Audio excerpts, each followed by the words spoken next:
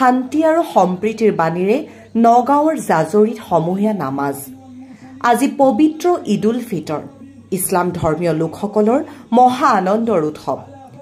পবিত্ৰ ৰমজান মাহটো ৰোজা অৰ্থাৎ উপবাসে থাকি প্ৰায় সকল ইছলাম ধৰ্মীয় লোকে আল্লাহৰ ওচৰত দোৱা কৰে নিজৰ লগতে বিশ্বৰ শান্তি কামনাৰে।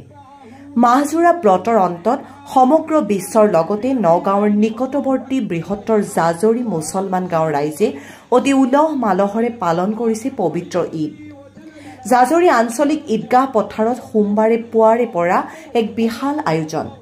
উল্লেখ্য যে বৃহত্তৰ জাজৰি অঞ্চলৰ সকলো ইছলাম ধৰ্মীয় লোক একত্ৰিত হৈ এই আঞ্চলিক ঈদগাহত পবিত্ৰ ঈদৰ নামাজ আদায় কৰে পুৱা 8:30 লগে লগে। নামাজৰ শেষত আঞ্চলিক ঈদগাহ সমিতিৰ সম্পাদক ইমদাদুৰ ইছলাম আৰু বিশিষ্ট সমাজকৰ্মী আব্দুল হাছিমে অসমবাসী ৰাইজলৈ পবিত্ৰ ঈদৰ শুভেচ্ছা জনাই এইদৰে কয়। বটদ্ৰৱাৰ পৰা মেহদী জামানৰ ৰিপৰ্ট, এনি এক্সপ্ৰেছ।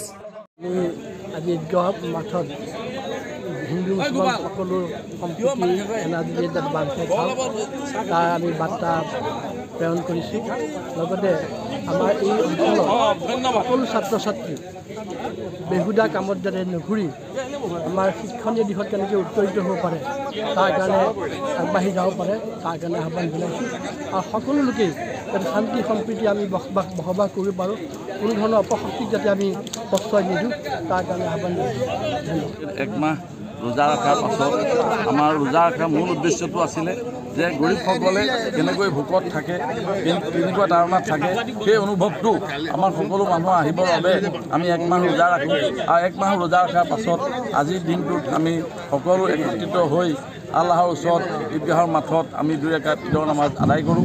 আৰু এই ঈদৰ নামাজৰ লগতে আমি আমাৰ মুছলমানসকলৰ লগতে বিভিন্ন জাতি জনগোষ্ঠী ধৰ্মীয় মানুহবিলাকৰ লগত যাতে আমি অসম তথা ভাৰতবৰ্ষত মিলিজুলি একত্ৰিত হৈ আমাৰ দেশখনক যাতে আগুৱাই লৈ যাব পাৰোঁ, আমি একত্ৰিতভাৱে সকলোৱে যাতে আমাৰ নিজৰ ভাতৃত্ববোধ বজাই ৰাখিব পাৰোঁ, তাৰ কাৰণে আল্লাহৰ ওচৰত আমি দোৱা কৰিছোঁ যাতে আল্লাহে আমাক সকলো ফালৰ পৰা আমাক আগবঢ়াই লৈ যায়। এই কামনাৰে আজি ঈদৰ আজি পবিত্ৰ ঈদ উল ফিতৰ আমি জাজৰি আঞ্চলিক ঈদগাহ মৈদানত পবিত্ৰ ঈদ উল ফিতৰৰ নামাজ পঢ়ি অসম তথা ভাৰতবৰ্ষৰ আৰু বিশ্বৰ শান্তিৰ কাৰণে আমি আজি দোৱা কৰিছোঁ।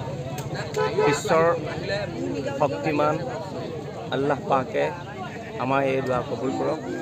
আমি ভাতৃত্ব ঐক্যৰ সম্প্ৰীতিৰ কাৰণে আৰু আমাৰ সম্প্ৰীতি অতি কটকটীয়া টনকিয়াল হ'বৰ কাৰণে মহান আল্লাহ পাকৰ ওচৰত দোৱা কৰিছোঁ। মহান আল্লাহ পাকে দোৱা কবুল কৰে যেন। আৰু লগতে আমি এমাহ যোৱাৰ এই যি উপবাস ৰোজাৰ যথেষ্ট কষ্ট এটা সংযমৰ এটা মাৰ গ'ল। এই সংযমৰ মাহে আমি বিশেষকৈ অসমবাসীৰ পৰা এইটোৱে বিচাৰিছোঁ যে এইখন অসমত ক'ৰবাত নহয় ক'ৰবাত আমাৰ যি সাতম পুৰুষে যিটো সম্পৰ্ক, আমাৰ যিবিলাক ভাতৃত্বই, এই ভাতৃত্ব ক'ৰবাত নহয় ক'ৰবাত এটা বিনষ্ট হোৱা যে আমাৰ অনুভৱ হয়। গতিকে এই ৰমজানৰ ৰোজাৰ বা এই পবিত্ৰ ঈদে এই আমাৰ পূৰ্ব যি সম্পৰ্ক, এই সম্পৰ্ক ঘূৰাই আনক। আমি এখন অসমত সদায় প্ৰকৃততে এজন অসমীয়া হিচাপে জীয়াই থাকি ভাল পাওঁ। আৰু আমাৰ অসমৰ যিটো সমন্বয় সম্প্ৰীতি ই অনাদি অনন্ত কাললৈ যে সদায় থাকক, এইটোৱেহে আজি এই নেদেখাজনৰ ওচৰত আমি দোৱা কৰিছোঁ।